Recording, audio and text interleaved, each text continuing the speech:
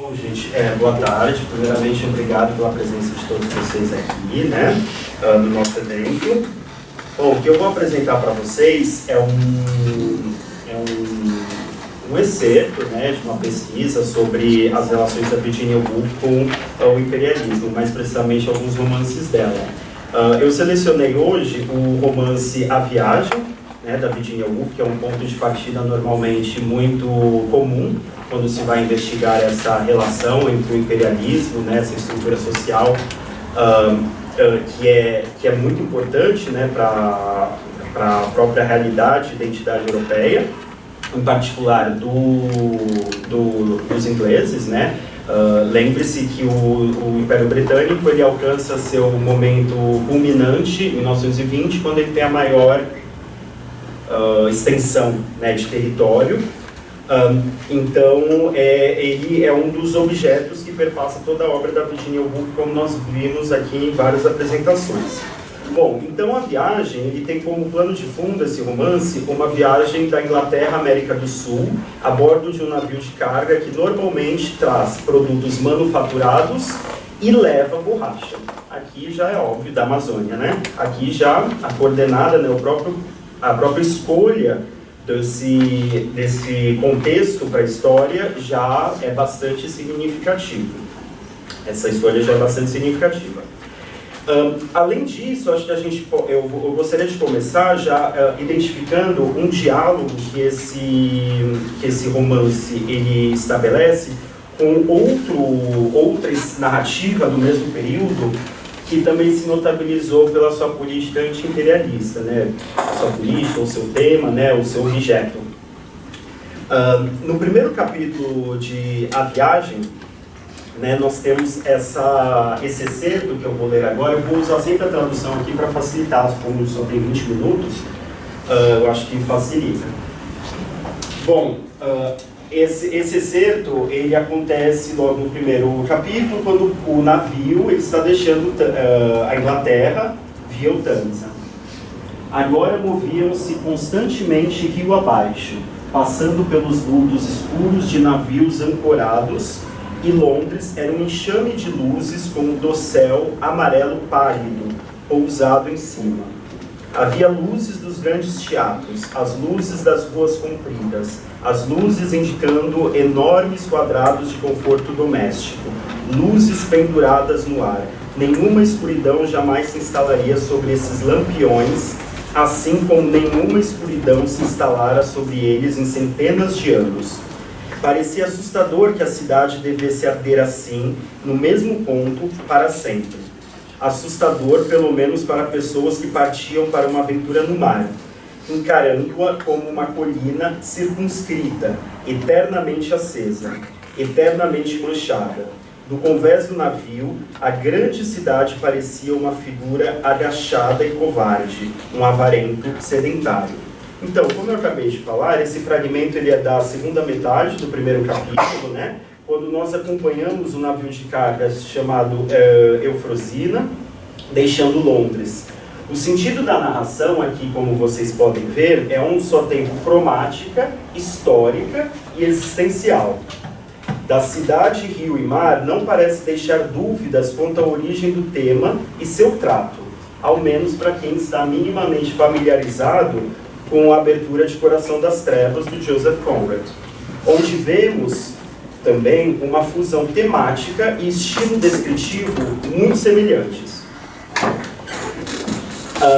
Essa alusão ao que era visto como um importante expoente da literatura anti-imperialista da época, apesar de ainda restrita ao ponto de vista europeu, por meio da recuperação de materiais como esse jogo de luz, ainda muito abstrato, entre luzes e escuridão, associando a metrópole imperial a uma luz contínua que tende a sedentarizar, e a empreitada oceânica e seu destino ultramarino a uma escuridão que potencialmente revigora a um enquadramento da cidade como uma vastidão iluminada, né, na primeira linha. A swarm of light, que brilha e arde, blaze, de maneira quase que compulsivamente contínua. Tal percepção encarnada aqui, é digna de nota porque, ao que parece, ela começa a apontar para uma especificação que interessa mais do que a metafísica. O que eu quero sugerir é que em Wolff há um passo adiante, adicionando ao agonismo entre luz e escuridão uma visão da monstruosidade esclarecida, isto é, do então centro urbano mundial como uma espécie de centro definidor para onde todo tipo de bugigangas, úteis ou inúteis, produzidas nos 4 cantos do mundo, fluía e se transformava em estímulos para serem desfrutados naquele lugar parado.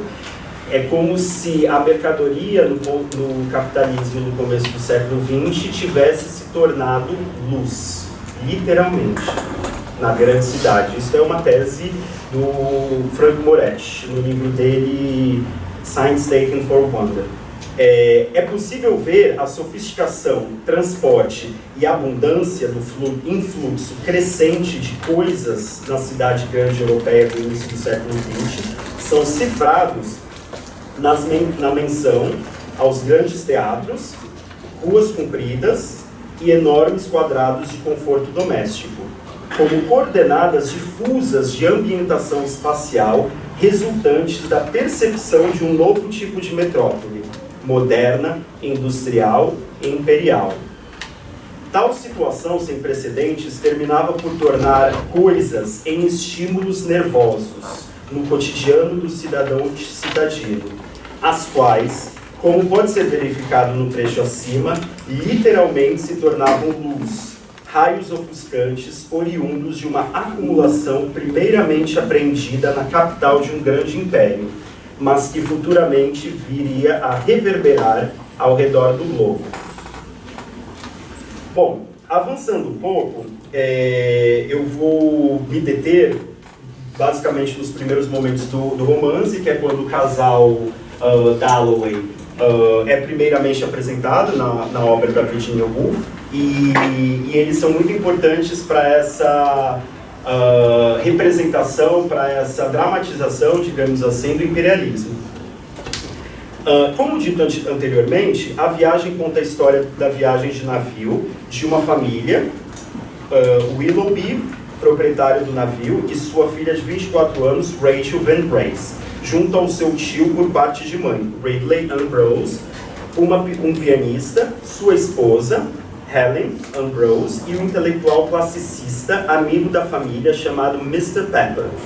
Eles estão deixando Londres para passar um tempo em uma vila na cidade fictícia de Santa Marina, que seria mais ou menos onde é a Venezuela, que se localiza em algum lugar da América do Sul, mas na região amazônica. A exclusividade da experiência turística, uma viagem transatlântica em 5, é propiciada por Willoughby, o Van Grace, o pai da protagonista, que, na verdade, só está dando uma carona para o cunhado, já que é dono e administrador de uma frota de 10 navios de carga que levam mercadorias para a região amazônica e traz-as em borracha de volta. Depois de nos familiarizar com as 5 personagens no capítulo 3, o navio está ancorado em Lisboa e um casal inglês, o Rachel e a Clarissa, somam-se à trama até o capítulo 6, quando desembarcam em algum lugar da costa africana ocidental para continuar suas perambulações. Então, rapidamente aqui, os nossos abençoados. A verdade era que senhor e senhora Dalloway viram-se largados em Lisboa. Tinham viajado pelo continente por algumas semanas, principalmente para ampliar a visão de senhor Dalloway. Ampliar a visão de senhor Dalloway. Incapaz, por um desses acidentes da vida política, de servir ao seu país no parlamento, senhor Dalloway fazia o melhor que podia para servir fora do parlamento. Para isso, os países latinos eram ótimos, embora o leste, que na original é East, naturalmente tivesse sido melhor. Espere notícias minhas de Petersburg ou de Teherã, dissera ele, virando-se para acenar em despedida nos degraus do Travellers. Mas irrompera uma enfermidade no Oriente, havia cólera na Rússia. Na Espanha, ele e senhora Dalloway tinham montado em mulas, pois desejavam compreender como viviam os camponeses. Então, maduros para uma rebelião, por exemplo, estarão eles, né, maduros para uma rebelião, ouviram falar do Eufrosyne, mas também ouviram dizer que era basicamente um navio de carga e só aceitava passageiros por arranjo especial, uma vez que seu negócio era levar mercadorias para o Amazonas e trazer borracha de volta para casa.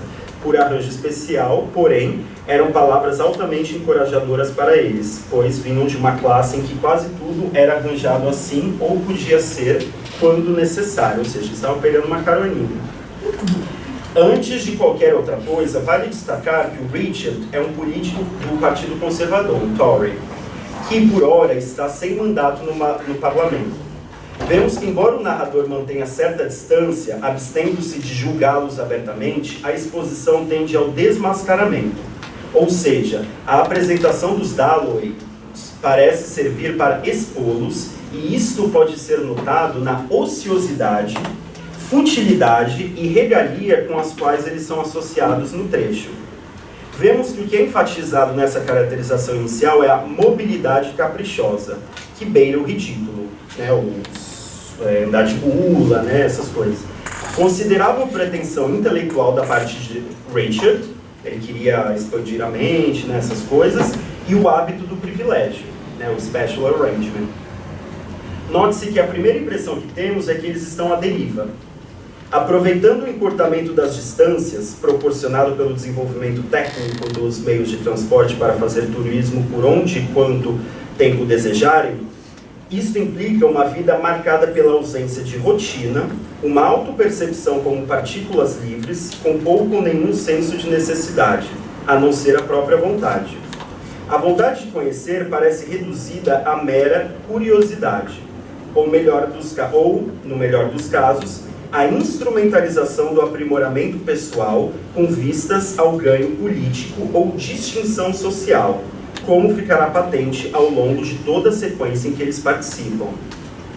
Como os estudos pós-coloniais já demonstraram, o discurso colonial nem sempre opera abertamente. Na verdade, muitas vezes ele se estabelece na exotização do mundo para além da Europa e na sua correspondente definição nos termos do olhar imperial. Em suma, o Oriente e a África surgem aqui como pontos de interesse justamente para aperfeiçoar a mente do homem ocidental no seu fardo de conhecer, administrar e planejar a si e outros.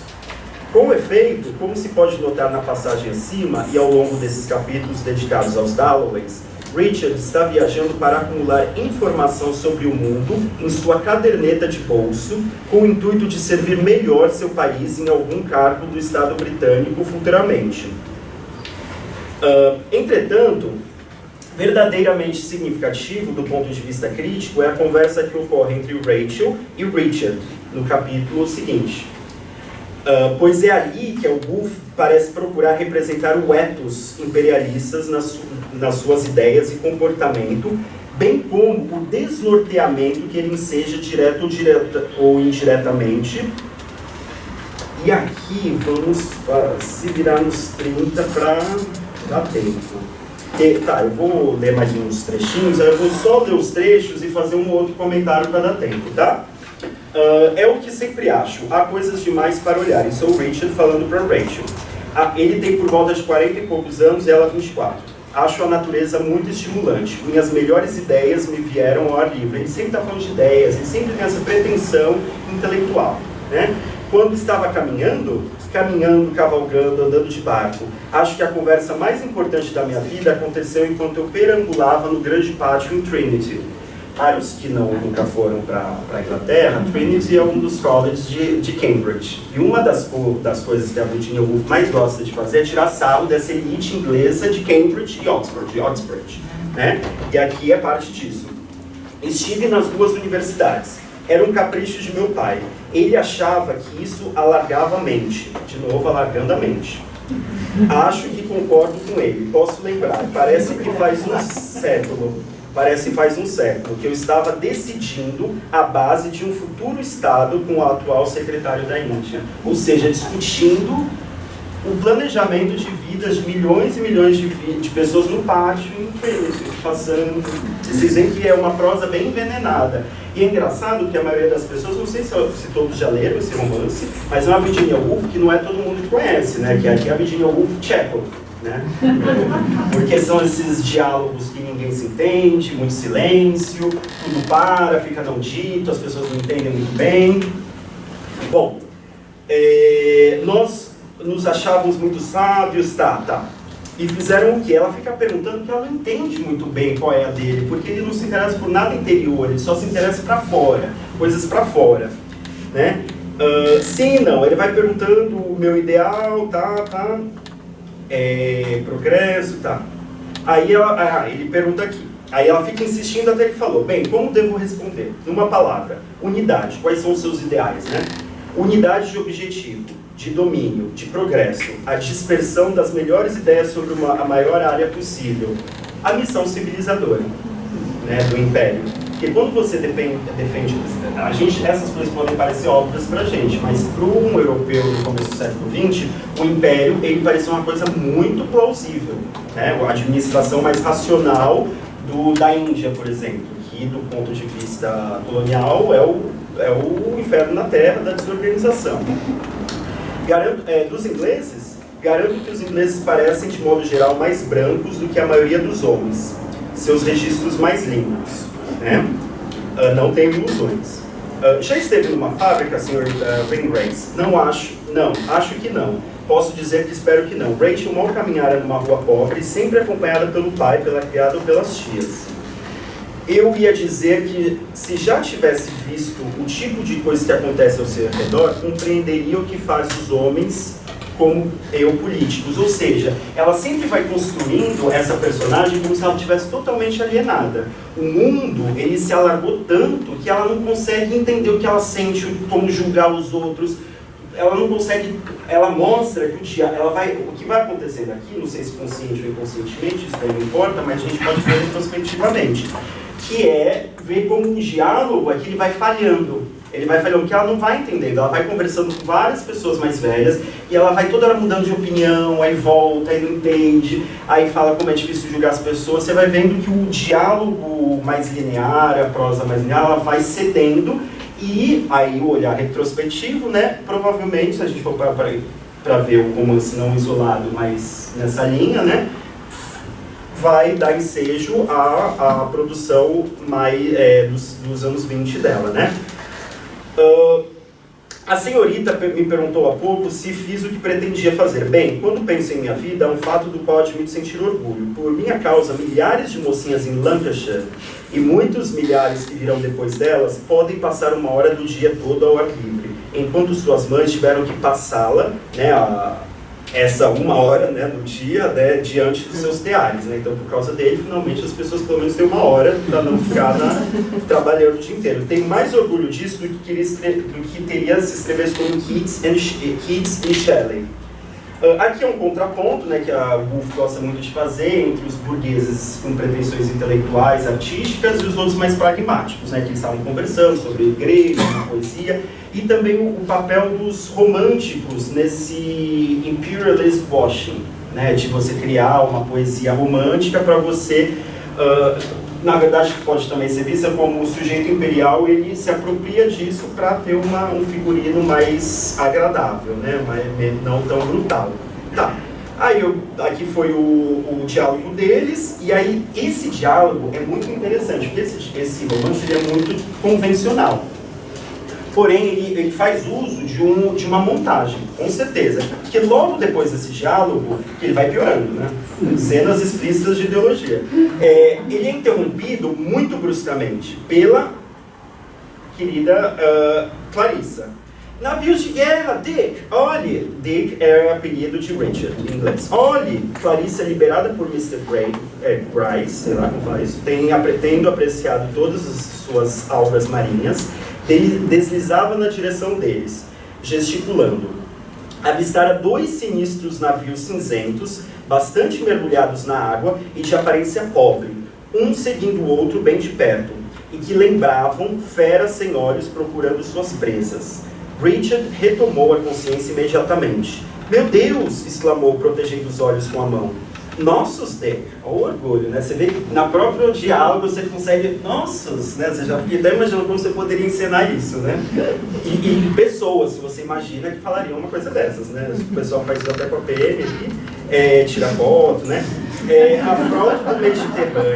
A frota do Mediterrâneo, respondeu ele. Wilfredsson içava sua bandeira lentamente. Rachel, claro, ergueu o chapéu, né? Clarissa apertava a mão de Rachel compulsivamente. Em inglês fica muito melhor, né? Mas não fica feliz de ser inglesa, né? I'm so happy.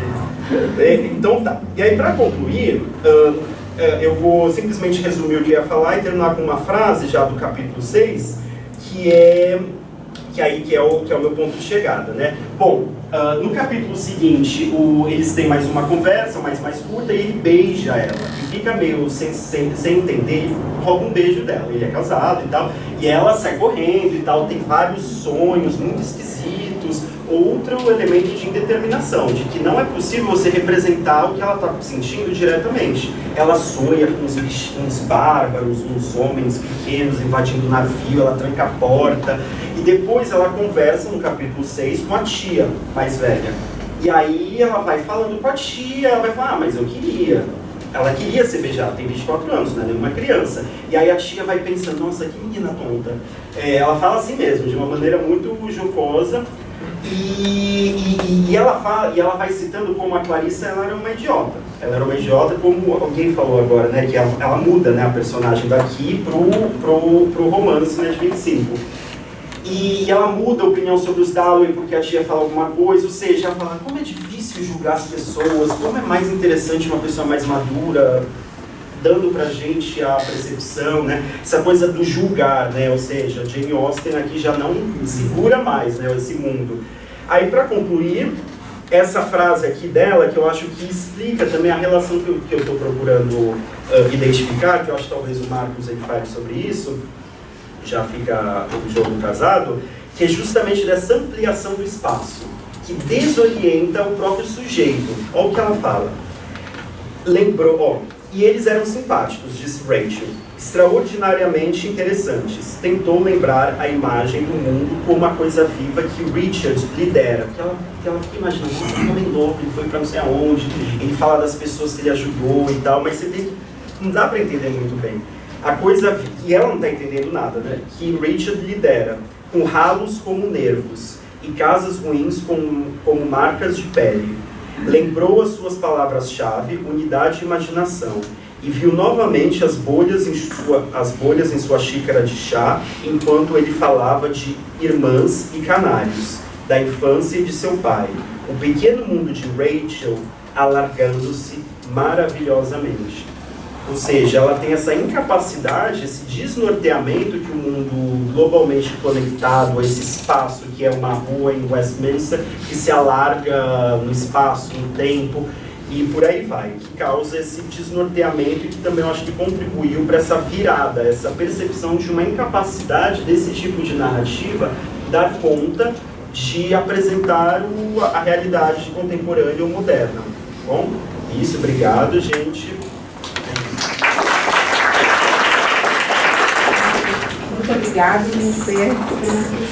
Agora vamos convidar o professor Marcos Soares, né, para apresentar a sua pesquisa. Marcos Soares possui graduação em inglês pela Universidade de São Paulo e doutorado em estudos linguísticos e literários em inglês, aqui pela USP. Fez pós-doutorado na Universidade de Yale e na Universidade de Columbia, nos Estados Unidos. É professor livre-docente da USP, tem experiência na área de letras, com ênfase em literaturas inglesa e norte-americana, atuando principalmente nos seguintes temas: crítica materialista, narrativa e história, cinema e romance norte-americano. É autor de Figurações do Falso, em Joseph Conrad, de 2013. Sua tese de livre-docência se intitula Alegria da Experimentação, o Trabalho Colaborativo e a Política das Formas. Robert Altman, nos anos 70.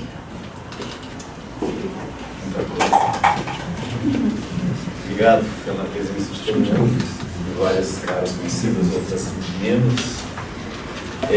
Foi um dia intenso de discussões sobre um romance extraordinário, que é o Mrs. Dalloway, e é bom você chegar mais para o finalzinho, porque isso me poupa de várias explicações de coisas que já foram expostas e ditas, então eu vou direto ao ponto, sem entrar em repetições desnecessárias diante do que já foi dito hoje.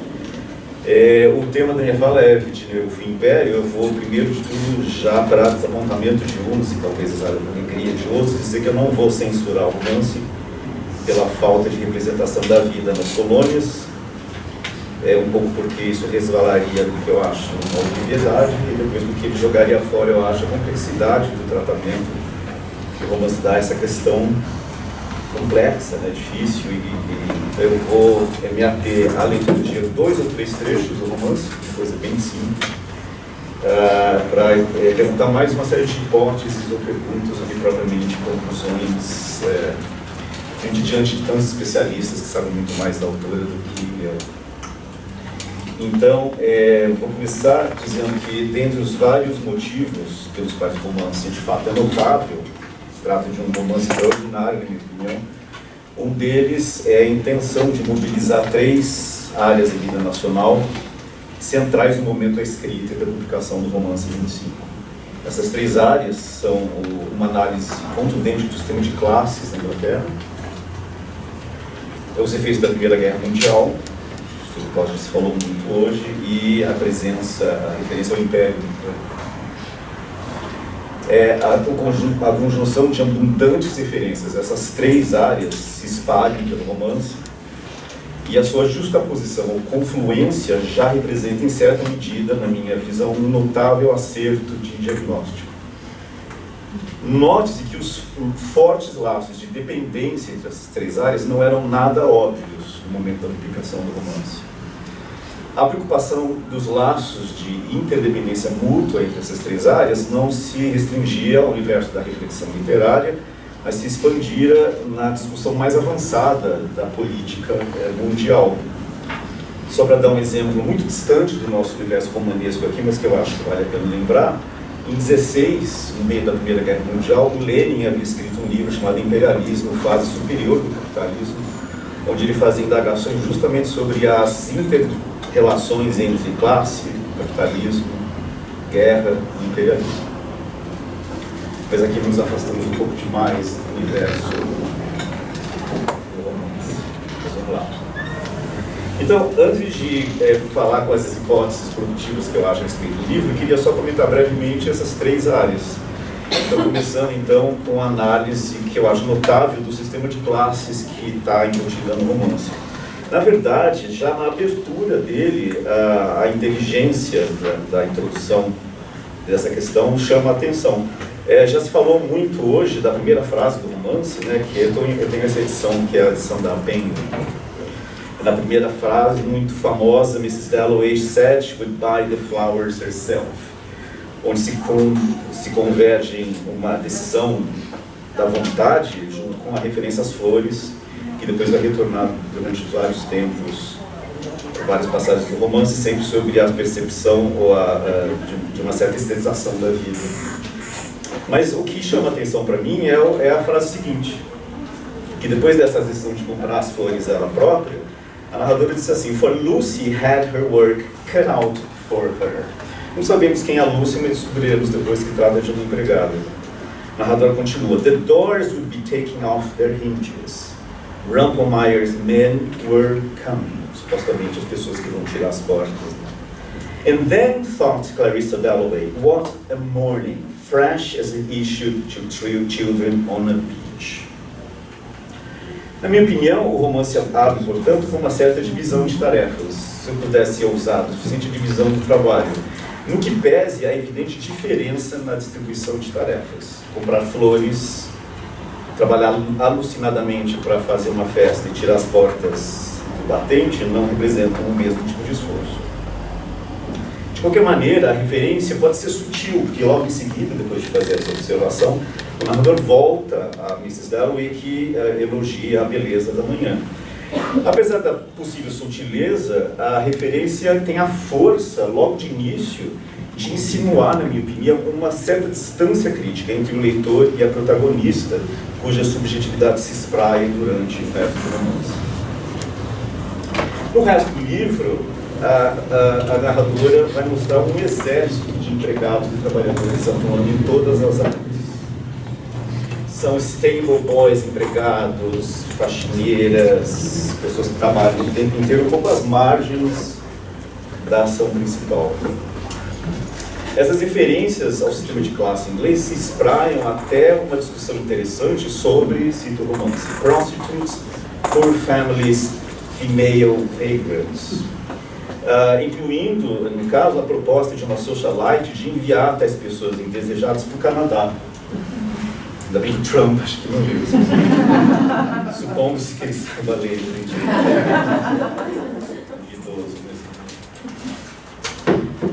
Algumas dessas análises do sistema de classes eu acho que rendem passagens extraordinárias. Queria ler com vocês uma delas, que é uma passagem que uma socialite, que é a Lady Brunton, que quer mandar os pobres para o Canadá, está organizando um almoço onde ela quer de ajuda para escrever uma carta para o Times, fazendo essa proposta tão interessante. E daí no meio, quando o almoço vai começar, o romance diz o seguinte: and so there had been a soundless and exquisite passing. Deixa eu ver aqui, está me cortando? Não, está cortando. Mas eu leio para vocês. Passing to and fro through sweet doors of aproned, white-capped maids, handmaidens not of necessity, but adepts in a mystery or grand deception practiced by hostesses in Mayfair from 1:30 to 2. When, with a wave of the hand, the traffic ceases and there rises instead this profound illusion, in the first place about the food, how it's not paid for, and then that the table spreads itself voluntarily with glass and silver, little mats, saucers of red fruit. A ironia evidente que tematiza um pouco a invisibilidade do trabalho, a mesa que se coloca sozinha, é apenas uma das passagens muito agudas sobre a diferença de classe que subside a sociedade inglesa. Uma das ambivalências do romance, na minha opinião, é que, a despeito da abundância de passagens semelhantes, do ponto de vista técnico, a distribuição do discurso indireto livre e da omnisciência seletiva, a principal técnica utilizada na exploração da riqueza psíquica das personagens, geralmente evita a vida psíquica das empregadas. Suspeita-se que elas, envolvidas na temporalidade massacrante do trabalho invisível, tenham pouco tempo de desenvolver uma vida emocional à altura das intensidades da experimentação modernista. A indagação que equivaleria a um tipo de autocrítica sobre os pressupostos sociais do fazer novo modernista pode ser uma das qualidades do romance. Isso está muito rápido, mas eu estou preocupado com os 20 minutos. A segunda área que me interessa aqui são os efeitos da Primeira Guerra Mundial, que já foram abundantemente discutidos em outras falas. As referências ao conflito europeu são abundantes e não se concentram apenas em torno de Sétimos, o combatente que lutou na guerra. Mas é ele que sintetiza os efeitos catastróficos da guerra na vida na metrópole, um personagem que nos é apresentado através da seguinte imagem: The world wavered and quivered and threatened to burst into flames. Já a presença do Império também se espraia pelo romance inteiro. A expressão British Empire aparece na página 84 da minha edição, e o romance é salpicado de menções à expansão indefinida, quase que ilimitada do Império. Como Lindbergh falou, se trata de um momento de maior expansão do Império Inglês. O romance é salpicado de menções à Nigéria, à Armênia, à África do Sul e, naturalmente, à Índia. No entanto, a escolha de Peter Walsh, um amigo da Clarice Dalloway, que volta da Índia, que não conseguiu cumprir as diversas promessas que a empregada imperialista faz, já indica talvez um novo momento de inflexão da força do Império. onde os laços, onde as promessas de riqueza abundante começam já a ficar mais questionáveis. Não vou ficar me expandindo muito na exploração dessas três áreas, porque muita gente já falou disso. Mas como eu falei agora há pouco, os fortes laços de dependência entre elas, sistema de classe, guerra e império, não são nada óbvios. Esse problema é incorporado como uma força compositiva no interior do romance. Vou dar dois exemplos. O Septimus, a principal vítima da guerra na galeria de personagens do romance, se alista do exército inglês por amor à pátria e a Shakespeare. Numa outra passagem, citada pela Ana Paula, de manhã, na tradução linda, do ponto de vista de Peter Walsh, que volta da Índia e está sentado no parque, observando as pessoas passarem. De repente ele vê um exército, soldados marchando. Nós lemos dos filmes, né, a tradução feita de manhã dessa passagem difícil de traduzir. O Peter Walsh olha os soldados e vê no rosto deles, ele diz o seguinte: their arms stiff, on their faces an expression like the letters of a legend written round the base of a statue, praising duty, gratitude, fidelity, love of England. Apesar da dificuldade de pensar as relações mútuas entre essas três partes, o romance é assombrado por algum tipo de ideia de coletividade ou totalização dos processos sociais. Isso se plasma na técnica, na extrema flexibilidade do foco narrativo, que tenta se espraiar e capturar o máximo de perspectivas possíveis, mas também em imagens e eventos centrais do enredo. Pensemos, portanto, por exemplo, no avião, que aparece logo no início. O avião sobrevoando a cidade nos promete a ideia de uma visão geral, coletiva do todo da cidade, que olha e observa conjuntamente essa figura que passa pelo céu. O figurão que passa pelo carro oficial também promete um momento de junção do coletivo. Todos se mobilizam para pensar quem poderia ser que está dentro do carro, é a primeiro-ministro, é a rainha.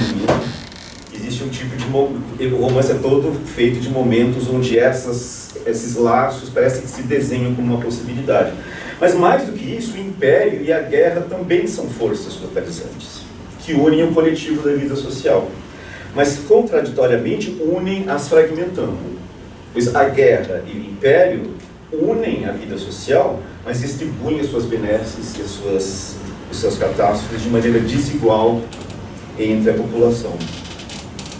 Vocês vão se lembrar que tem um trecho famoso do romance onde duas madames estão discutindo se vão fazer uma festa ou não, e uma delas fala: não, eu não quero fazer festa porque meu filho morreu na guerra.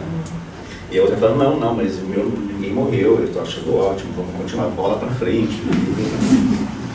Ou seja, voltando ao fundamental aqui, né, as ideias de totalização da vida social são contraditórias no momento em que se apresentam como ideias de totalização que fragmentam e unem simultaneamente. São, portanto, falsas formas de coletividade, que unem dividindo. Já o emprego do fluxo de consciência, baseado em certa noção de inconsciente como estrutura universal, esbarra na dificuldade de facultar o conceito ao todo coletivo devido a barreiras de classe, como o romance parece insistir. Dessa perspectiva, como eu disse anteriormente, pode-se falar da técnica da licença seletiva com ênfase na segunda frase, na segunda palavra, seletiva.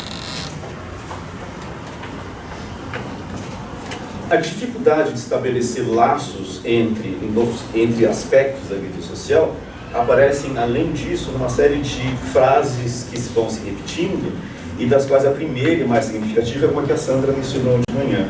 Na página 125, a narradora, ao tentar estabelecer ligação entre dois eventos, fala de a single spider's thread, uma relação tênue que se vislumbra entre eventos do romance. No outro momento, Mrs. W vendo uma mulher velha do outro lado da rua, que ela fica obcecada com essa mulher que fica andando do quarto para cima e para baixo. Ela diz que está ligada a essa mulher, ela fala attached to that sound, that string. De novo, a fragilidade das relações. Em outro momento ainda, ao falar das afinidades entre partes do enredo da vida social, a narradora usa a frase odd affinities. Essas são apenas algumas das imagens do romance que sugerem a fragilidade das relações de unificação ou totalização. A existência de laços não inteiramente passíveis de figuração plena ou de conceitualização, de onde a ênfase na aproximação sugestiva, inefável, na formulação de excitações, nas transições sugestivas, nas justaposições sensoriais, que até hoje seduzem todos os fãs da escritora, mas que eu particularmente tendo a ver com uma dificuldade objetiva. Se trataria, na minha opinião, de uma substituição sensorial que encobre um obstáculo de natureza histórica.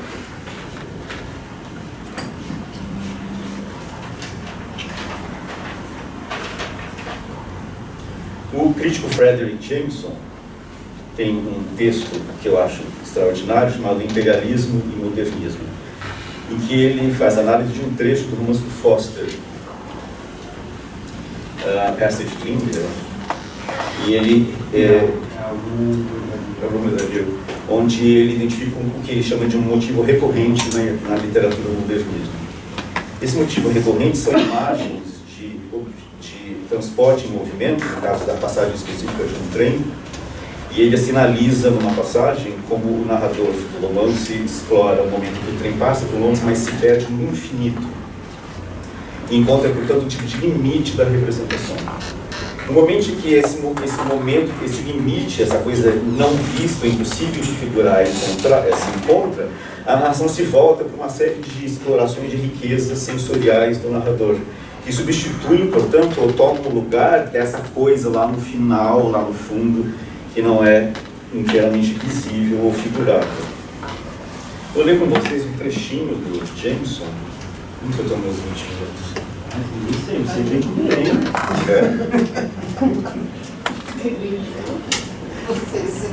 Tem mais 5. Tá vendo? Tem mais 5 só. Eu falei não.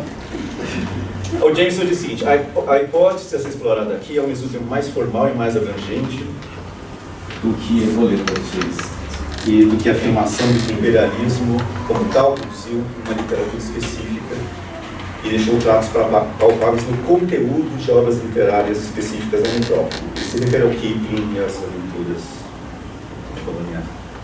Quero de fato sugerir que a estrutura do imperialismo também deixe suas marcas nas formas e estruturas internas dessa nova mutação na linguagem literária e artística, ao qual o termo modernismo é vagamente aplicado.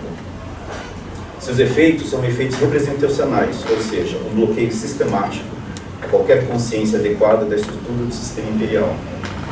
Mas esses são efeitos igualmente claramente objetivos e terão suas consequências mais óbvias no âmbito estético. Aí vem a parte que me interessa, onde o mapeamento do novo sistema mundial imperial se torna impossível, uma vez que o outro colonizado, que é o seu componente essencial, o número oposto, torna-se invisível. Essa estética está em harmonia com a contradição entre a contingência dos objetos físicos e a demanda do significado impossível. Parafraseando um pouco o argumento, se trata de uma ênfase que descobre certo modernismo inglês na insistência na contingência dos objetos físicos, em consonância com uma certa paixão pela mercadoria e pela circulação de objetos sensíveis, e ao mesmo tempo a ideia de que a presença empírica dos objetos representa um tipo de fantasmagoria, pois uma parte constitutiva da história do objeto está fora da representação do romance. Se trata, portanto, de achar no centro dos objetos um tipo de vácuo ou abstração, ele usa a palavra abstração. A ideia de que o objeto, por mais que se represente de maneira realista, nunca se mostra totalmente nas suas contingências e nas suas determinações complexas. Vou ler nos meus 3 minutos finais uma passagem do romance em que uma das personagens vê o avião no céu. É uma passagem logo no início, quem vê o romance vai certamente conhecer. Ah, but that airplane. Hadn't Mrs. Dempster always longed to see foreign parts? She had a nephew, a missionary. It soared and shot. She always went on to sea at Margate, not out of sight of land, but she had no patience with women who were afraid of water. It swept and fell. Her stomach was in her mouth. Up again. There's a fine young feller aboard of it, Mrs. Dempster wagered. And away it went, fast fading. Away and away the airplane shot, soaring over Greenwich and all the masts. Na minha opinião, Jameson tem na cabeça uma coisa desse tipo que ele identifica no romance do Foster. A ideia de um objeto que se move rapidamente e chega num tipo de limite da representação. A ausência ou impossibilidade de representar esse outro que está no infinito ressoa num tipo de substituição, em que a protagonista, a personagem, a observadora, se espraia explorando a sua própria impressão subjetiva desses objetos. Então vocês vejam que aqui há um tipo de interposição entre She Had a Missionary e a lembrança, né, subjetiva, e depois It Soared and Shot, que é o avião. Há um tipo de montagem que vai mostrando um objeto que se afasta em direção infinita e ao mesmo tempo um espraiamento de uma certa subjetividade. Vou acabar então lendo um outro trecho, que é um trecho mais do final do romance, um pouquinho antes do suicídio dos Septimus.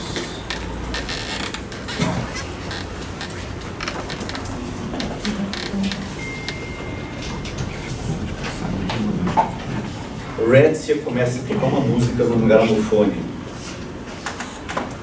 E ele se interessa pela música e por um breve momento a esposa acha que ele não se interessa. A passagem é a seguinte: He began here, Septimus, and he began very cautiously to open his eyes to see whether a gramophone must really be there. But real things were too exacting. He must be cautious, would not go mad.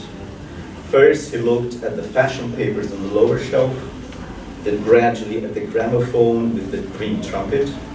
Nothing could be more exact. And so, gathering courage, he looked at the sideboard, the plate of bananas, the engraving of Queen Victoria, the Queen's consort, and the mantelpiece with the jar of roses. None of the things moved. All were still, all were real. Eu me interesso pela passagem porque eu acho que ela sintetiza vários motivos do romance. Da perspectiva do assunto que eu estou tratando, não deixa de ser significativa a menção ao prato de bananas, a gravura da Rainha Victoria e do Príncipe Consorte, representando os oficiais do Império, e o vaso de rosas, que remete tanto ao início do romance quanto a todo um mundo estético do qual as flores fazem parte. A empiria dos objetos, no entanto, é perigosa. Septimus vê e não vê. Eles são reais, mas o real é exigente. Trata-se, portanto, de objetos que dissolvem sob o peso de sua própria existência empírica. Se o Jameson estiver certo, e eu na cola dele, se trata de um momento em que a solidez dos objetos, que remetem a uma história para além deles, se demonstra uma fantasmagoria. O prato de bananas, símbolo meio estereotípico do Império, não pode contar sua história total. Os produtores delas estão fora da nossa visão. Portanto, a empiria se transforma em um tipo de fantasmagoria, numa invisibilidade. Na mescla entre essa solidez e a intangibilidade, fica sugerida talvez uma referência autorreflexiva, um tipo de síntese do próprio projeto estético da Virginia Woolf. A inserção deste trecho, entretanto, no interior da perspectiva de um suicida, aponta para um ato reflexivo corajoso. Acho que já deu mais de 20, eu vou parar por aqui. Vamos agora, então, convidar a professora Maria das Graças Gomes Vila da Silva.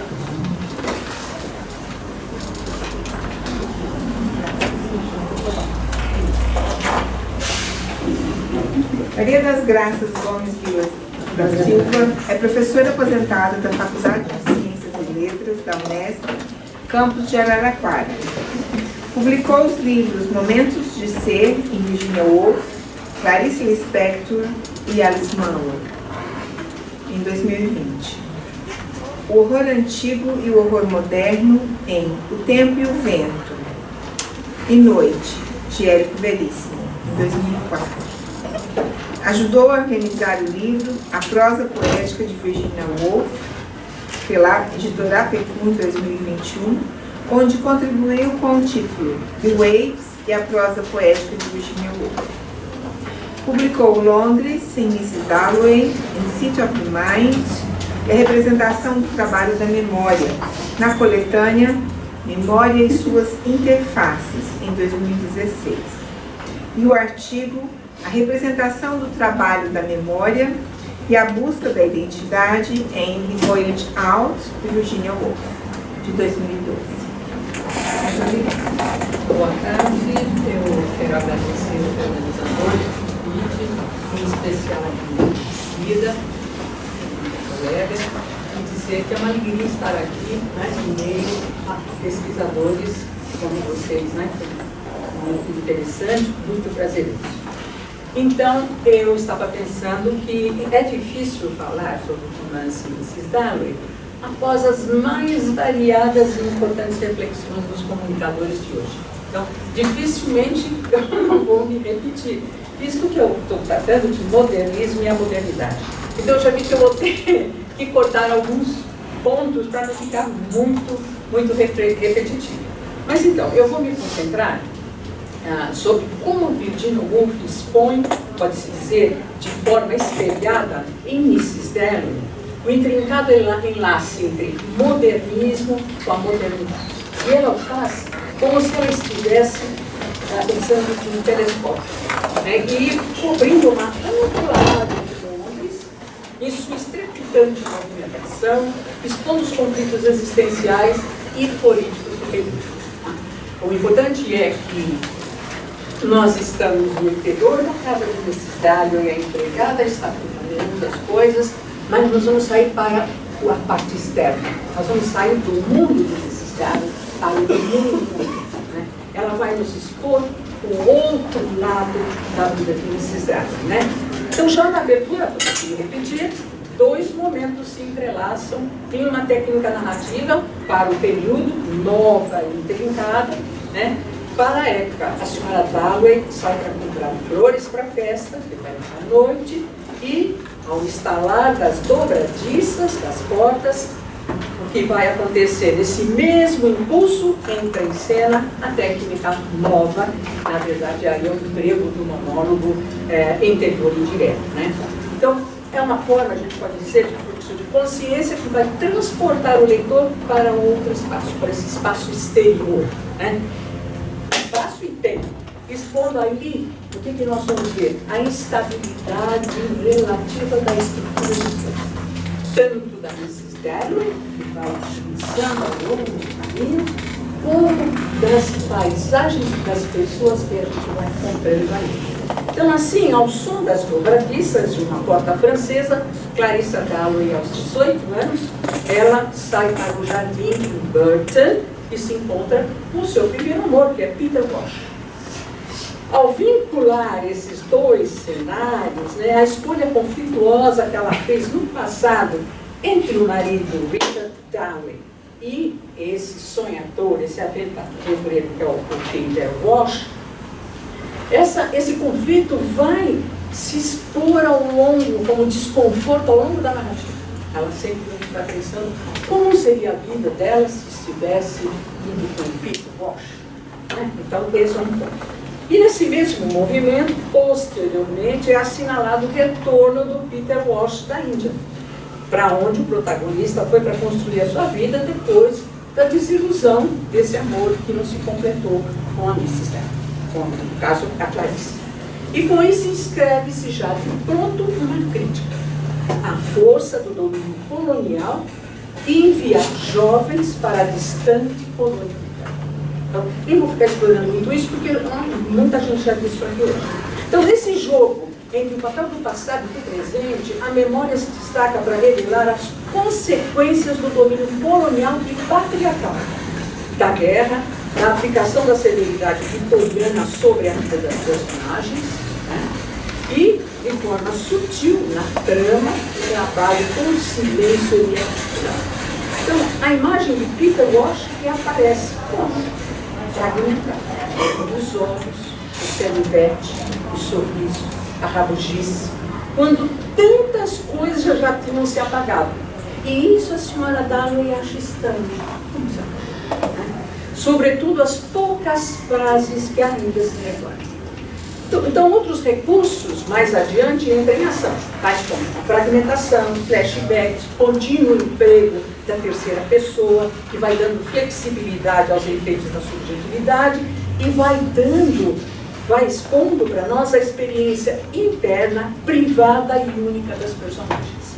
Então, o recurso permite movimentação entre o mundo interior e o mundo exterior, favorecendo uma indeterminação contínua. Já foi dito isso aqui hoje.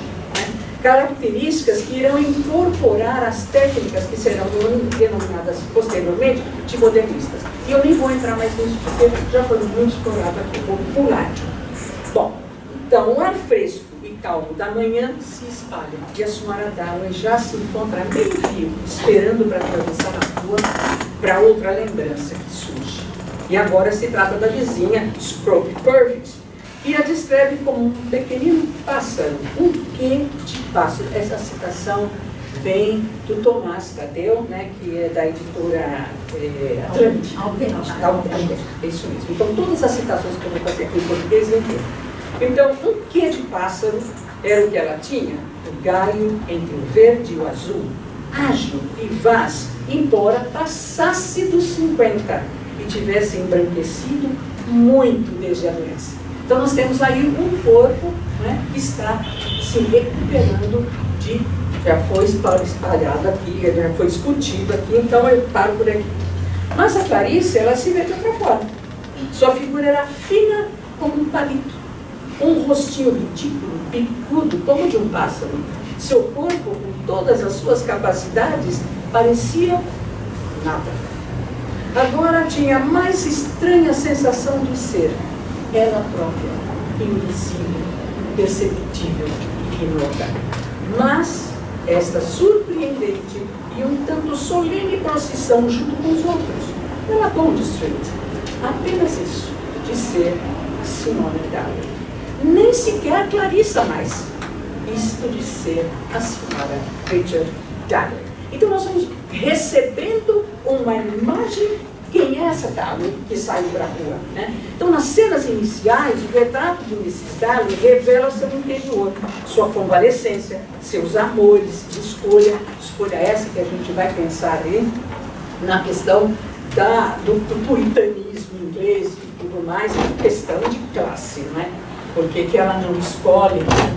o Peter Walsh vai preferir o Richard Dalloway? Bom, aí também disso nós vemos sua aproximação da velhice, sua sensação de ausência de identidade. Então a admiração por Londres na manhã ensolarada recobre-se, como já também foi falado aqui, com as badaladas do Big Ben. E eu acho linda essa passagem, que diz assim: primeiro um aviso musical, depois a hora irrevogável. Essa hora irrevogável registra a angústia existencial da protagonista, contemplando o destino implacável expresso nos versos shakespearianos, já falado aqui, que se repetem ao longo do romance. Essa questão de marca de morte, de espera de morte, de espera de velhice, e nós estamos no interior de Mrs. Dalloway. Não mais temos o calor do sol, nem os vigores do furioso inverno. Na gloriosa manhã, pensa que até isso vai aparecer em Voyage Out, né? Sempre acho que ela, a Grace, ela vendo as mulheres perdidas, as prostitutas em Voyage Out, e aqui aparece de novo, ela vai dizer assim, e ela é irônica, há uma certa ironia permeia Mrs. Dalloway, ela vai dizer assim: as mais esfarrapadas das esfarrapadas, nós estamos no mundo exterior, fora do mundo elitista da Mrs. Dalloway. Então, veja as imagens que nós vamos tendo. Nós vamos tendo sem fragmentos de realidade. As mais decaídas das infelizes que se sentam nos degraus na entrada das suas casas. Quer por bebida, quer por ruína. Sentem a mesma coisa. Quer dizer, sentem a mesma coisa que eu estou sentindo. Aí eu acho demais quando ela diz: algo que a senhora Dallio acha que não pode ser administrado pelas leis do parlamento. Então, extremamente longo isso. Quer dizer, algo interno, um ator interno que você tem, isso não pode ser regularizado pelo parlamento. E nessa manhã de junho, vê beleza. No olhar das pessoas, na marcha, no passo, na pressa, na gritaria e no alarido, nas carruagens e carros, no frêmito e no insólito, e no intenso zumbido de algum aeroplano no alto. Tudo isso porque a guerra tinha terminado. A guerra tem papel de destaque no romance, ecoando aí as transformações ocorridas no mundo ocidental que abriram espaço para a modernidade. Período de grandes mudanças ainda relacionadas com o colapso do sistema feudal do século XIV, motivado pela ascensão de uma nova classe, que é a classe burguesa, que, destituída do poder político, né, é detentora do poder econômico. Tá? Não vou entrar mais em questão. Mas a Revolução Francesa e a Revolução Industrial foram frutos do embate entre esses poderes. Para o Anthony Giddens, né, a modernidade corresponde, então, à forma de viver ou do costume de vida ou organização social que surge na Europa a partir do século XVII, transformando-se posteriormente, né, por uma influência como um fenômeno mundial. Tá? Não vou caminhar por aí. Vou dar uma puladinha aqui e vou dizer, na Inglaterra, na transição do século XIX para o XX, tais alterações já estão articuladas ao modo de vida da época, que inclui a relação entre pais e filhos e as regras ligadas ao casamento, que foram modificadas com o advento das guerras. Nós vamos ver a Mrs. Darnley muito esperando a chegada do marido. Ele compra um buquê de flores, e fala, vou comprar um buquê de flores, e dizer a ela que a ama. Chega em casa, não consegue dizer isso, entrega. Né? Então, essas questões sobre o casamento, como se dá o casamento, é uma coisa importante aí no trabalho da Virginia Woolf. Tocada assim, de uma forma bem delicada, bem sutil, mas a lista crítica, né? Então, nós vamos ver o direito de voto, a educação para as mulheres, já foi dito isso aqui hoje, e com as aceleradas alterações estéticas. Então, as consequências decorrentes dessas mutações recaem sobre o sujeito de progresso de ciência, de arte, de liberdade, e sobre a educação, a literatura, a estabilidade do ser, e sobre a sexualidade. Tudo já coberto aqui. Então, o trabalho criativo da Virginia Woolf, ela expressa seu engajamento com as questões presentes nas transformações e movimentos que se articulam às repercussões da modernidade. Então, um desses impactos são as dolorosas experiências oriundas da Primeira e da Segunda Guerra Mundiais. Esses são os grandes impactos. Então, é a partir dessas alterações que a Virginia Woolf elabora a trama de seus romances, vai escrever ensaios, o seu diário, romances, e em Mrs. Darnley nós temos os conflitos trazidos pela Primeira Guerra Mundial. Nós ainda estamos na Primeira Guerra Mundial. E após a Primeira Guerra Mundial, logo após, nós temos o declínio do Império Britânico. Mas isso já vem aos poucos, né? De certa forma ela registra isso. Então é a partir dessas alterações que ela então vai refletir os conflitos trazidos pela Primeira Guerra Mundial, que, atrelada às imposições políticas e coloniais britânicas, né, acaba sendo responsável pelo desequilíbrio e insatisfação de seus personagens.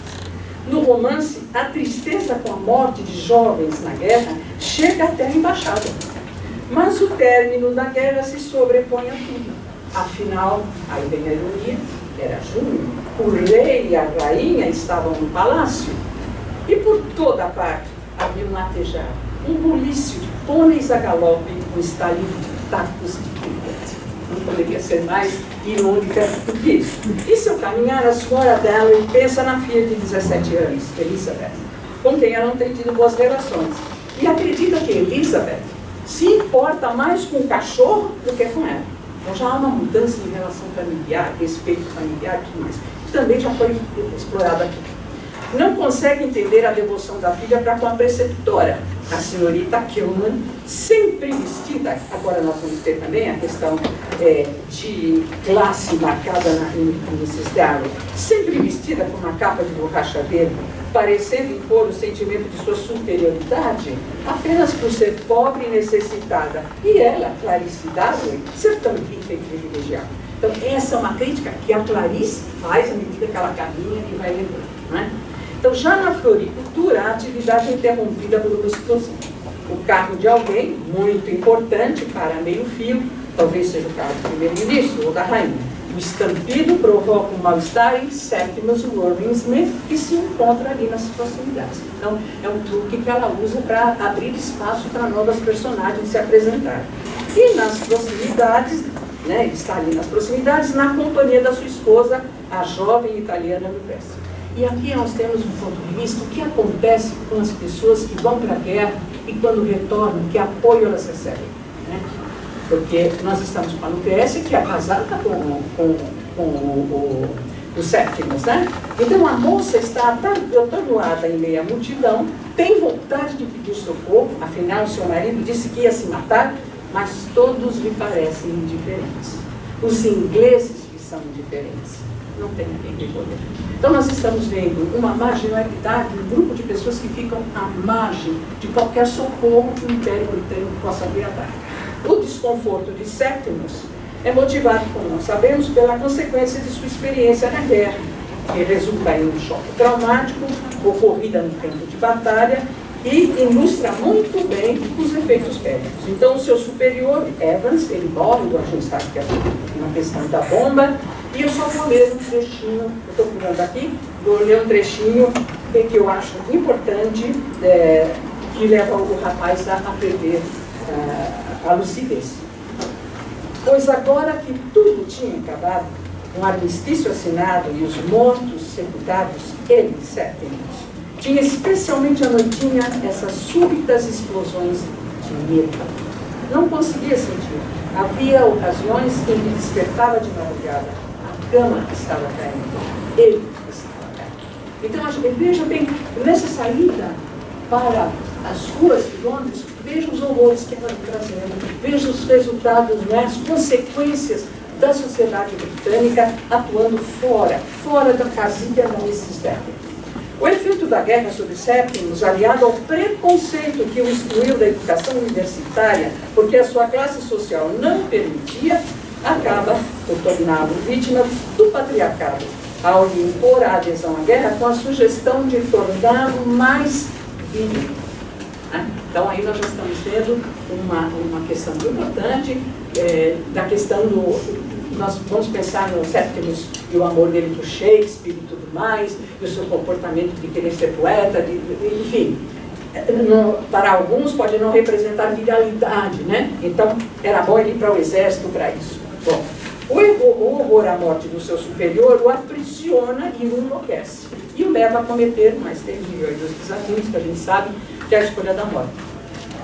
Mas a guerra e o patriarcado não assombram apenas Septimus. Peter Walsh, após deixar a casa de Clarice, angustiada pelo encontro com seu velho amor, registra seu desencanto com o estilo de vida da Clarice Darwin.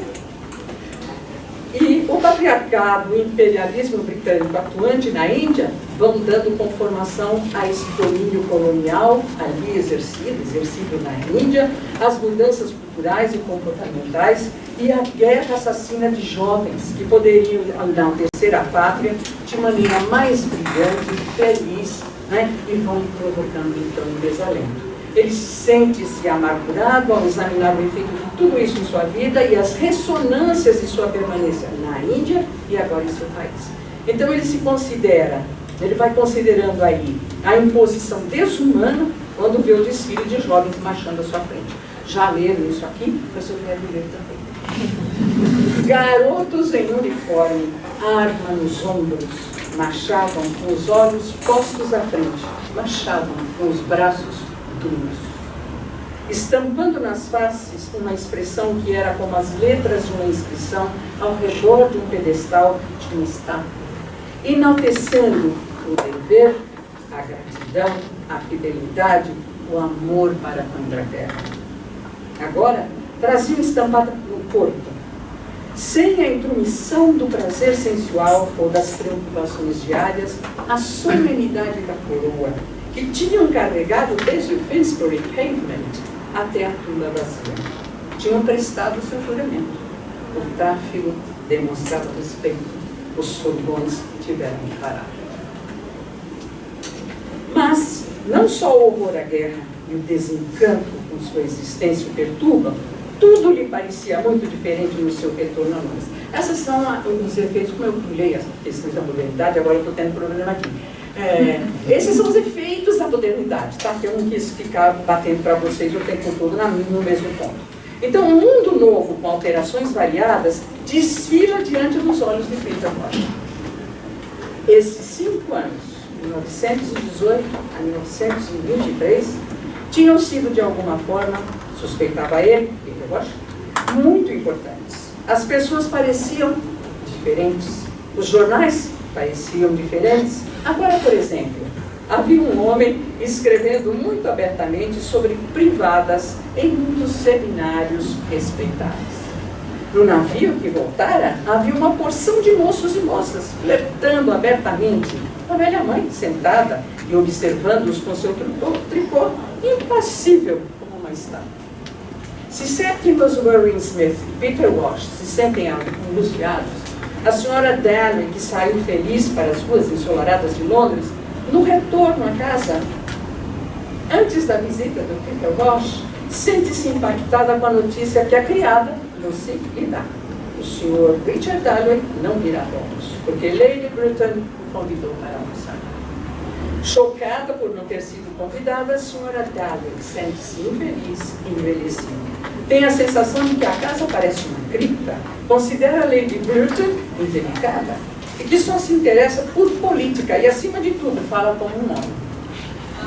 Com a sensação de que o marido não a considera mais atraente, entrega-se às recordações e, em uma delas, surge a figura de sua amiga da juventude, a ousada Sally Seton, por quem acredita ter se apaixonado na época. Nem vou entrar em questão, porque já resolveram para mim isso aqui. Então, a exuberância e a ousadia da amiga logo desaparecem após o casamento e a maternidade, causando então esse desapontamento da Clarissa. Conseguimos o balé, vimos tudo, então essa cena a gente já sabe. Então, desse modo, o traço marcante de Mrs. Dalley é o trabalho com a memória para expor a interioridade, o silêncio, a busca da identidade e a expressão daquilo que não pode ser dito, o indizível, aquilo que é difícil de se dizer, aquilo que se sente como dor interna e que a gente não sabe colocar em palavras, né? Então, a questão da palavra que já foi falado hoje aqui e que não pode ser dito em palavras, urdido ao jogo do silêncio no romance. Então, a gente tem espaços pontilhados, né? Caminhar por Londres, aliado às badaladas do Big Ben, congrega o tempo e o espaço, preenchendo lacunas, expondo medos, ansiedades, trazidas pela modernidade e sua força transformadora.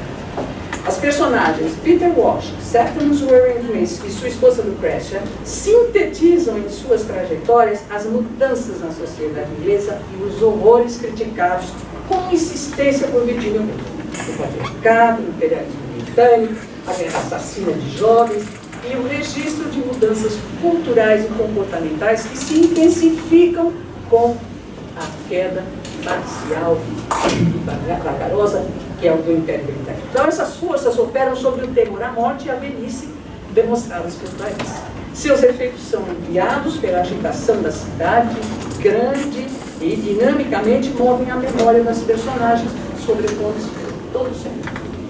Assim sendo, a proposta de Virginia Woolf de inovação literária para o gênero romance revela resistência ao domínio patriarcal vigente, né, ao domínio patriarcal vigente, e reforça sua contribuição para o modernismo inglês, que, conforme argumenta David Bradshaw, pode ser resumido em 4 realizações-chave, né? A radical reconfiguração das formas da prosa, a adoção de uma abordagem nova e subversiva para escrever sobre a vida, a divulgação do discurso feminista e a receptividade para o alvoroço da modernidade. E em meio às turbulências na passagem do século XIX para o XX, Virginia Woolf trabalha as atribulações da vida e do enigma que é a existência. Então, atenta aos novos tempos e às invenções que transformam a cidade de Londres, Virginia Woolf vai em busca de uma nova linguagem para abordar as sensações, os sentimentos e os pensamentos. Algo que já foi dito aqui também. Então, o cotidiano miúdo na preparação da festa de Mrs. Darling, com o empregado cuidando da organização, a protagonista saindo para a compra das flores, em meio ao burburinho das ruas londrinas, ressalta essa questão da exposição do silêncio, daquilo que não pode ser dito, sua articulação com a memória e com o poder desse indizível pairando sobre as sensações. Dessa forma, já estou terminando, apresenta as aflições existenciais femininas expondo-as no conflito vividos por Clarissa Darling, Elizabeth Darling, Sally Seton, Lucretia Warren Smith e, em contraponto, Lady Burton e Senhorita Kilmer. Então, essas personagens, elas enfrentam divergências para com a religião e a razão de viver, o que as leva a desconfortos, às desilusões, aos impasses diante da vida e aos temores da morte. No romance, o jogo de vida e morte afeta também o mundo masculino de Peter Walsh, de Mr. Richard Darling, de Septimus Worthington. E ao romper com a noção tradicional do gênero literário, digamos aí, o romance, aplicando a fragmentação, o monólogo interior indireto, flashbacks, etc., etc., a escritora reforça a função transformadora e criativa da escrita. E nessa aparente inadequação experimental da época, a construção narrativa ganha um novo dinamismo, explorando traumas, impasses na esfera privada e pública. E a reminiscência que cobre apenas um dia na vida da protagonista expõe toda uma existência num ritmo vertiginoso que é a metrópole. E também da modernidade do Império Britânico, ditando normas e levando jovens à loucura, à morte em terras distantes, expondo o poder de forças incontroláveis e desconhecidas que agem sobre o mundo. Então, parte agora, voltamos para dentro da sala de Mrs. Darling. Parte dessas personagens se encontra dessa forma. Reunida na sala de Clarice Darling, que desce a escadaria vestida no seu vestido verde de sereia, mas uma sereia cuja cauda já está sendo, foi refeita, tem que ser costurada, não é? Já tinha um rasgo e ela costurou. Uma cauda já machucada, não é? Um corpo machucado, podemos dizer. E, através disso, ela continua a exercer seu encantamento e atração sobre os inúmeros leitores ao longo de anos. Mas esse final, para mim, é um final extremamente irônico, no sentido de que ela, Clarissa Darling, termina com ela. E nós já fizemos todo o percurso com ela por toda a rua de Londres, sabemos os desgostos, sabemos tudo. Então, soa o seguinte, o que nós vimos na rua, né, há um sofrimento maior, e dentro ali da sala dela estamos privilegiados. Então, ali nós estamos diante de uma ironia, porque a sala não é de Clarissa Darling, é de Mrs. Darling. Então, eu vejo uma certa ironia ligada a essa questão política, de classe social, de sofrimento, que é deixado para os que estão fora da casa de Mrs. Darling e para os que estão dentro da casa de Mrs. Darling. Obrigada.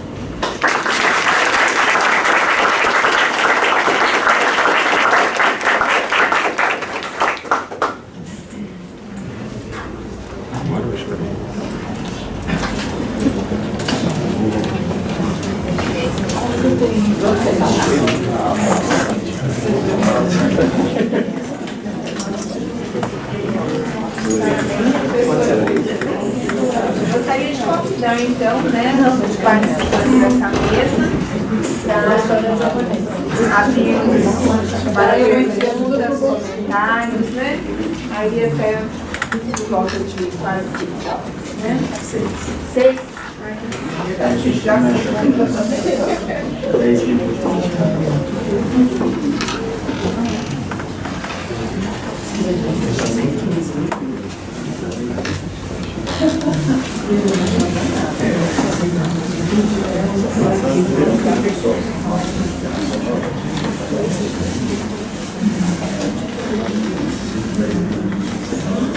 Alguém tem alguma pergunta? Comentário, algum ali?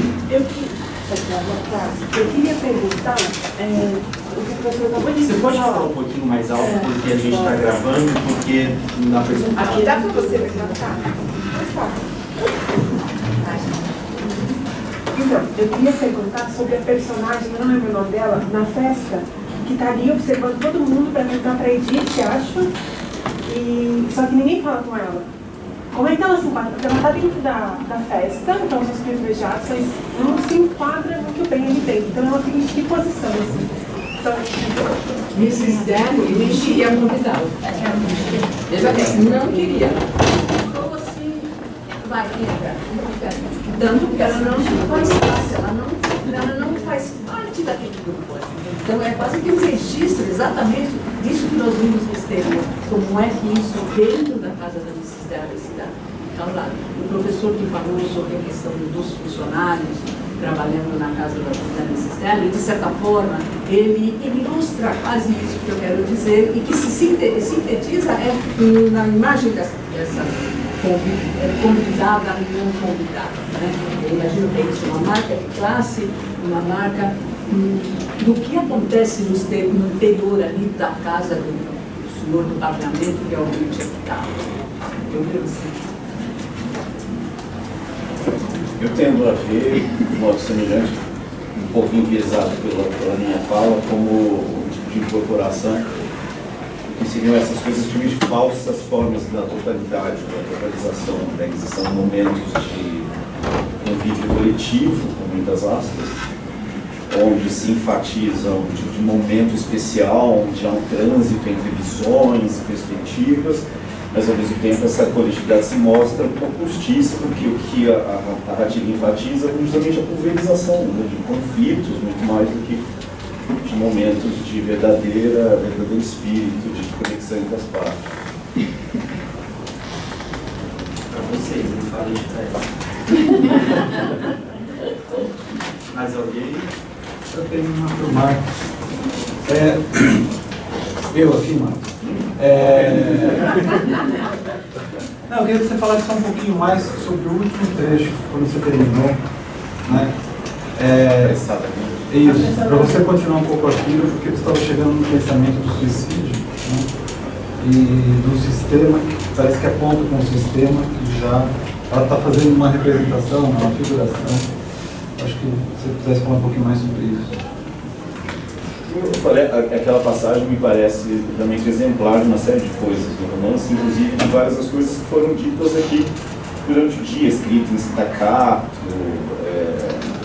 a fragmentação, a justaposição do para-táxi, né? Então o cara, os settings, né? Ele olha, ele vê o prato de bananas, o quadro da rainha, as flores, as revistas, então tem um procedimento interno de justaposição para-tática, despedaçada, que é unida só pela direção do olhar dele, né?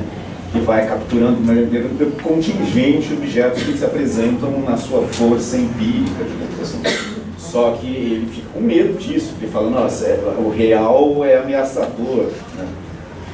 A afirmação é um pouco enigmática, digamos, em certo sentido, mas acho que faz sentido, ganha um novo interesse a partir dessa perspectiva do Jameson de que, uma vez que o objeto que se apresenta diante de você aparece em toda a sua materialidade, essa materialidade é um pouco fantasmagórica, porque ela não conta a sua história completa. Digamos que o romance incorporaria esse tipo de limitação da figuração no momento onde ele aponta para esses momentos, né, de ir embora, de uma coisa que está no infinito.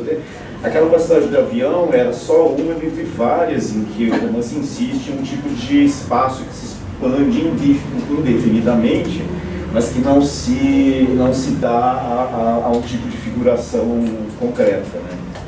Então você olha para o objeto, ele está ali representado na sua empiria, mas ele se dissolve diante do olhar. Eu acho que, pegando um pouco da perspectiva da Sandra, do impressionismo, é um jeito de falar da relação com o impressionismo, é um objeto que se apresenta um pouco desfocado, fora.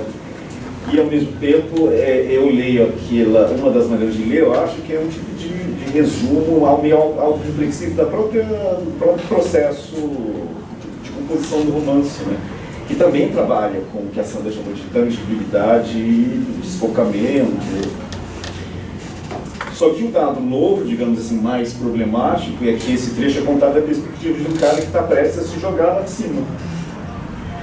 O que provoca um curto-circuito na ideia um pouco mais harmônica de um aparato sensorial que se expande, que faria digamos, seria a principal contribuição dela para a ficção. Né? Eu acho que o que eu gosto desse romance, eu acho, resumindo, para dar espaço para outras perguntas, é que eu acho que todos os romances dela que eu li, eu não li todos, eu não sou especialista, né?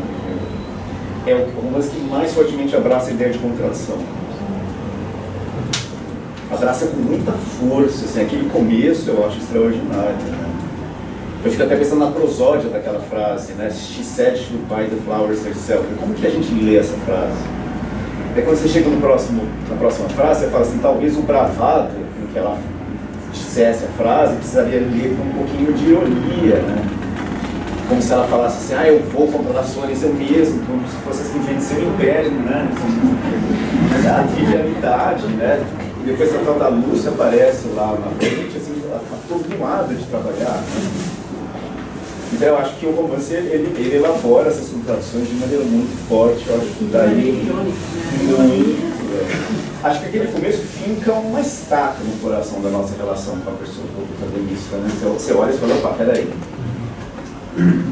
Onde está, né, a relação? Se a gente deve seguir a protagonista e ver a sua sensibilidade se espraiando, ou a gente deve acompanhar de maneira hesitante. Eu acho que o romance palpita um pouco. E a contradição está sempre aí, né? Porque você tem um momento em que ela sente as coisas e um momento em que ela é extremamente elitista, não é? Então, contradição o tempo todo. Só uma breve nota para complementar o que o Marcos acabou de falar, que eu estava pensando nessa expansão do espaço no começo do século XX e essa incapacidade do nosso aparelho sensorial, do nosso corpo mesmo, de acompanhar isso, e hoje em dia isso não está claro, né? É engraçado se a gente for parar para pensar no romance de estreia dela, Viagem, que na verdade é de 13, só que ela não conseguiu publicar até 1915, é que a solução que ela encontra ali, na juventude dela, é a solução da geração anterior. Reduz a história ao barco, a experiência do navio. Óbvio que depois eles chegam lá e tal, mas boa parte do livro é nessa experiência de um isolamento ou talvez uma incapacidade, uma dificuldade de narrar uma experiência urbana londrina, né? Que aí depois ela vai encontrar outras formas para fazer isso. É o que eu acho que o James chamaria de estratégia de contenção. Né? Você está ali diante de um espaço que se ameaça se dissolver, que chega no tipo de limite da figuração, daí você fala, não, peraí, como que eu lido com isso? Daí você produz um fechamento. Mas ao mesmo tempo, né, na viagem, a Gun Grace, né, ela é apresentada como uma menina, como você disse, que ela não sabe, que ela não entende, daí ela vai ver as prostitutas, ela parece assim, é a mulher vitoriana despertando para eu tomo assim, que é assim, uma adolescente despertando para aquela vida que vivia com as titias, com o tio, com o papai, do bar, e de repente ela vai ser lançada numa Mrs. Derry na rua de Londres, as ruas nutrinhas, né? E ela, veja, é beijada pelo Mr. Darling, né? É beijada pelo Mr. Darling, é ali que ela desperta. Se a Clarissa Darling, ela elejada pela série Cita, né? Nós temos a Beatriz lá, que já foi dela. Então nós temos uma coisa assim, um nascimento para o que é sensual, para o que é erótico, um certo erotismo que a Medina quer colocar, né? Num momento assim complicado na Inglaterra. Eu acho que eu vi nas leis vitorianas, a gente prende e ao mesmo tempo ela querendo saltar, né? Se libertar. Eu tento ler essa personagem, no final, para quem não sabe, o conhece o romance, ela morre. Meio que misteriosamente, ela adquire uma doença, né? Há interpretações múltiplas, né? Que vem esse livro também de um ponto de vista pós-colonial, vendo esses romances modernistas de odisseia, de viagem, né? Que utilizam essa forma e tal, e aí vão para o lado metafísico, né? Saindo da história e tal.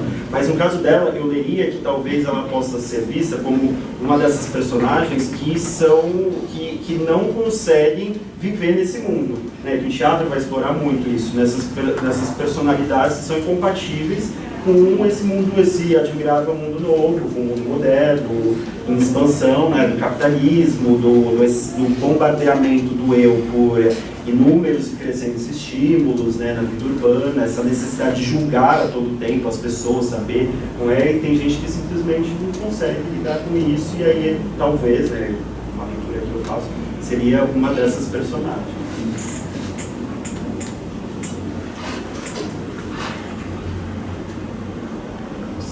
Alguém comentar alguma última pergunta? Fale-se agora, fale agora, ou fale-se. Não, até daqui a pouco.